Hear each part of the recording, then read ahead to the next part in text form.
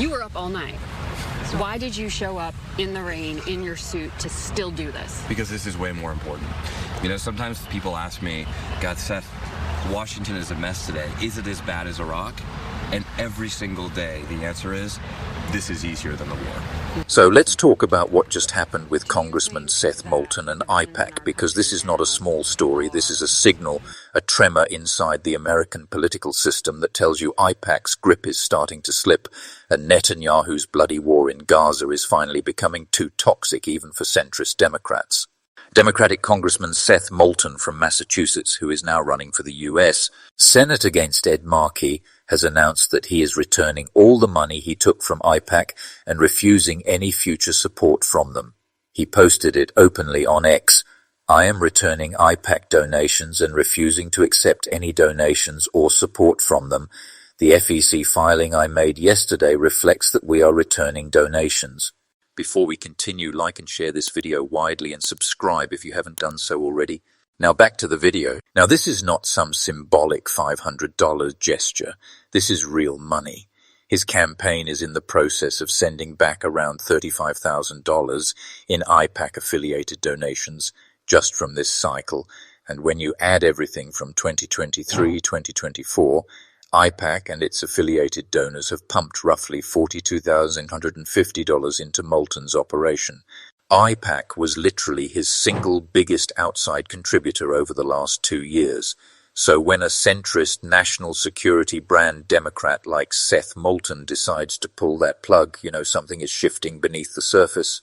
And listen to how he tries to frame it. Moulton says, I support Israel's right to exist, but AIPAC has aligned itself too closely with Prime Minister Netanyahu's government. I'm a friend of Israel, but not of its current government, and AIPAC's mission today is to back that government, and I don't support that direction.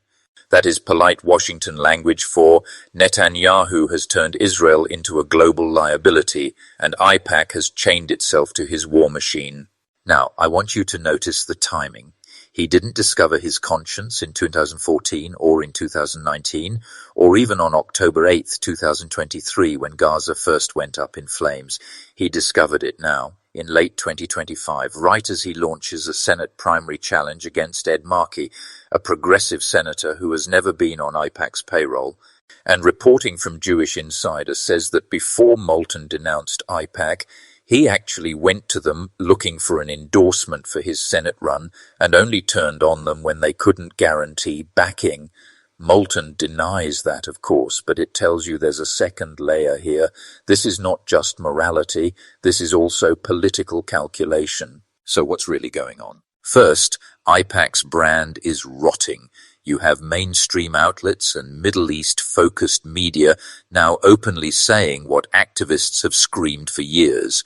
AIPAC has become politically toxic, especially among Democrats, because it is welded to Netanyahu's extremist coalition and to a Gaza war that the whole world is watching in horror. Now let me bring in what Cenk Uygur from the Young Turks has been saying about this, because Cenk didn't just clap for Moulton and move on, he basically framed it as proof that AIPAC's money is becoming radioactive. Bryce, I'm shocked. When I saw the news come out, I was like, no, Seth Moulton? So when AIPAC says he has repeatedly asked for our endorsement, that is true. So Seth Moulton is a corporate establishment Democrat, is one of the most conservative Democrats. And so that's why this news is so important. That's why AIPAC's in a panic. Because if this guy's saying, not only am I not going to take AIPAC money anymore, I'm returning their money. Their money is toxic. I don't want it. Here, take it back. Wow, that's a sea change in American politics. And so, look, right now, if you go online, my God, the Israelis have bought every bot farm, every troll. They've got an army out there. They all do the same talking points. Oh, it's really Qatar and China buying up everyone. You shouldn't hate Israel. You should hate Muslims. Oh, Tucker Carlson and all these, like, but every one of them. Oh, you know what? This war's over already. Why are you guys still paying attention to it? Oh, you're boring. Oh, let's move on. Let's move on, right? It's like, and if you guys didn't see, they did a deal with one of the biggest PR firms in Washington, D.C., and then that firm had to roll it back, and because they had said that they were going to buy bots for Israel. And they're like, oh, no, we didn't mean it. We didn't mean it. No, you're caught, brothers and sisters. You're caught. And if you lost Seth Moulton, you're in a world of trouble. Now, so why did Seth Moulton do it? It's not complicated. You know what politicians do first? They do a poll. If you hear a politician saying, I don't care about polls, liar. It's never true. They're obsessed with polls, okay? So first of all, there's a giant national poll even before you get to Massachusetts. So what percentage of Democratic voters oppose Israel's actions in Gaza? Has it got to 51%? Oh, well then that's a majority. You're gonna have to go with a majority of your voters, right? Oh wow, it's like 59%. That's a massive majority of your voters. You're really gonna have to go in that direction. 92% of Democratic voters oppose Israel's actions in Gaza. By the way, 92% of Democrats, that's a rough number, okay, in Congress support Israel's actions and fund Israel's actions. So coincidentally, 90% of Congress has gotten campaign donations from the Israeli lobby. And that same 90% votes with Israel every single time. Before, they never got caught because mainstream media is evil. And mainstream media would cover up their crimes. And they never tell you about the money. They never tell you that they work for foreign governments and corporations. And in fact, they smear anyone who does tell you. They're like, oh, that's anti-Semitic. Is it true? Yeah, it's totally true. But shut up, you're never allowed to say, wait, I thought you guys were reporters and your job was to follow the money and tell us what actually happened. No, our job is to cover up what happened. That's why they're also flabby. You saw Cory Booker and so many other Democrats asked about AIPAC. It's the most obvious question these days. And they're like, what? AIPAC, are you allowed to ask real questions? Where's mainstream media? Where's mainstream media? So, but now none of that matters because the internet has swarmed and everybody knows. And the polls are already in. And Massachusetts is one of the more liberal states, as we all know. So if you're gonna run against Ed Markey, and Ed Markey's a solid progressive, if you wanna win in a primary, you don't have a choice. What are you gonna do, go against 92% in Massachusetts, maybe 95% of your own voters and try to win an election?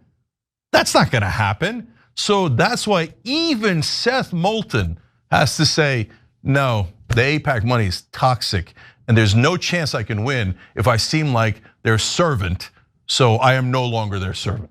Now, does this mean Seth Moulton is suddenly a hero of the Palestinian cause? I wouldn't go that far. This is better late than never, not led the march. Activists tracking AIPAC money immediately pointed out that yes, returning the cash is good, but there are real questions.